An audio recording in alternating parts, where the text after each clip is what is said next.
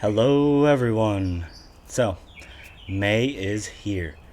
So I figured I would make a video on fishing in May because really this time of year can be great. Some people think not so much, but I'm going to simplify it for you, tell you how and why it can be awesome. And this pertains to really all across the country other than Florida, way up north, but everywhere else will help you out. Trust me. So, once May hits, really the bass are done spawning. There might be some late spawners, kind of more, a little bit more north. Obviously, there'll be a little bit more of a spawn going on, but for the most part, everywhere the spawning is done. But yeah, there's still some fry garters, things like that, but for the most part, it's done. But what that means, once that water starts getting over 70, 75, really all the way up to 80, now the shad and the bluegill are going to be spawning. And I'm going to murder these trains. Sorry, these cold trains just decided all right now to go flying through town. But, so, shad spawning, bluegill spawning, those bass will be eating on those bluegill, on those shad after spawning, just replenishing and getting big and fat and munching. So I really love this time of year. People really struggle with it and hate the post spawn, but trust me. All right, number one, let's go into the shad spawn. Now, shad spawn, low light conditions on hard cover. So that is docks, seawalls, cypress trees, trees of any kind, lay down trees, all that stuff. And really, like I said, low light conditions. People just think only in the morning, but if you have cloudy days, those shad are spawning all day. In shade, the shade under docks or trees or whatever also can be great all day long. Obviously, yes, the shad spawn is real big in the morning and you can catch a ton low light conditions in the morning, but if you have those cloudy days and stuff, or you just find good shady areas, it can still be really, really good. So anyway, as far as that shad imitating baits for that shad spawn, spinnerbait. Now I have said this before, you guys know I like a Colorado blade spinnerbait. That is typically my go-to. I love the Colorado blades, but this time of year, imitating those shad for sure, like during the shad spawn time, I think a double willow leaf blade really imitates those shad a lot better. It looks like a school of shad. So I really just love going with the double willow leaf this time, just in a white shaddy pattern. Maybe white and chartreuse, but just white, silver blades. Perfect. This is a war eagle, and I'm not saying you got to get a war eagle, but they do make really nice spinnerbaits. I especially like their willow leaf spinnerbaits a lot more than some others. So yeah, that's a great one. Another bait for the shad spawn: fish around docks, trees, that hard vertical structure. Swim jig, or a jig of some sorts, in a white sort of color, a shaddy color. This is a 6th Sense Divine jig, swim jig. I like these actually a lot. The flat head on them, they're so easy to skip. They're nice to skip, and all of that. So, and it's just, these are good baits. And also, if you just want to flip it, it sits good. That head is made, it sits up good. Like I want a jig to sit if it's soaking the bottom for a little bit. A lot of times, when fishing cypress trees, especially like shad spawn and stuff, I'll actually flip that thing in there and let it just soak on those root balls down there for a little bit. It's a lot less hopping and skipping, a little bit more slowly, or just let it soak for a minute, things like that. So but this is perfect. I really consider it more of like a hybrid jig.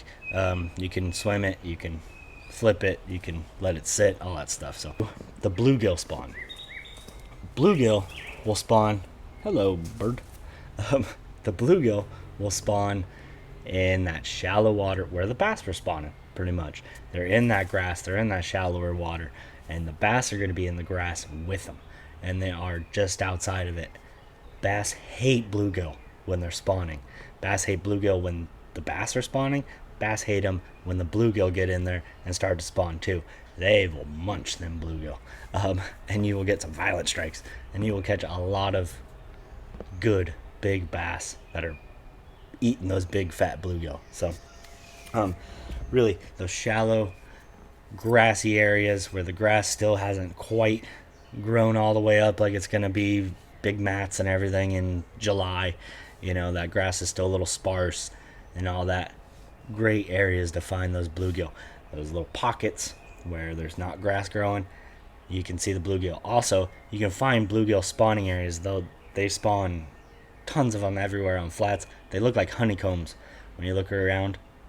If you look and you see in the dirt and it looks like honeycombs, and you'll typically see some bluegill swimming around pretty good too, but you're in the right area.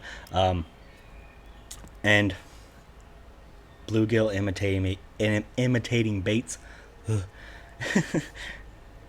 Chatterbait. My mind has always been chatterbait imitates bluegill. Yes, it can imitate kind of anything, but this is just the way I've always considered it. Chatterbaits imitate bluegill a lot better. Spinnerbaits imitate shad a lot better. That's just always been my thought process on the whole thing.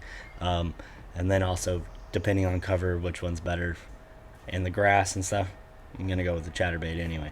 Now, this is a bluegill color chatterbait. This is the tungsten Evo. I made a video on these Evos. They are pretty sweet, but I'm not saying you got to get an Evo. Man, just a original chatterbait. That thing is still a fish catcher, I'm telling you. And if you like a jackhammer, go get a jackhammer or whatever chatterbait you like. Seriously, our bladed jig. I mean, if you into the other brands, whatever, a Thunder Cricket or a Slobber Knocker or whatever, get those. I'm just saying, bladed jig, chatterbait, whatever. This is, like I said, a bluegill color. Does not have to be bluegill color. Really, to me, green pumpkin. I mean, 90% of the time, my color choice is green pumpkin anyway. I do enjoy this bluegill color. I like some other colors. Bee Height Delight's a great color. Things like that. But really, just a good green pumpkin, I'm telling you. Perfect. Works phenomenally imitating bluegill. As far as trailer, this is a Berkeley Stinger. Not saying you got to use those either. I use a bunch of different trailers. But a big thing on the trailer is you can't really see it on this one because this one's been sitting out in the sun for a little while since last time I went fishing. But dyeing that tail chartreuse, spike it, JJ's Magic, dip and glow, whatever. Just the chartreuse dip that tail in there. Because if you see bluegill, especially when they're spawning and stuff, watch those bluegill swimming around. The ends of their tails are chartreuse, bright. You can see them really good. So I like doing that on these tails during the spawn time. You dip this in chartreuse, good to go. I just love it. I think that gets a lot more bites too. So, there's just a little tip for you. Now, also, as far as going through all that cover and everything, hollow body frog. And this is actually the Booyah Pad Crasher. I don't remember exactly what they called this with the little spin tail on there. Whatever frog you like. If you want to just walk a frog, do it. Trust me, it'll work. And these, you will get some violent strikes during this time of year, imitating those bluegill. As far as color, just a dark color. The last thing for imitating both, I guess, is a stick bait. Senko type bait. I just like a good weightless Texas rig.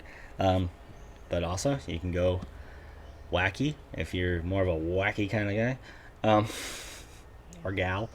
And especially imitating the bluegill and stuff in that grass and stuff. Texas rig I like a lot more. You can throw it in those sparse areas, the clear areas of grass stuff. Throw that thing in there and just let it soak there. Slowly work it.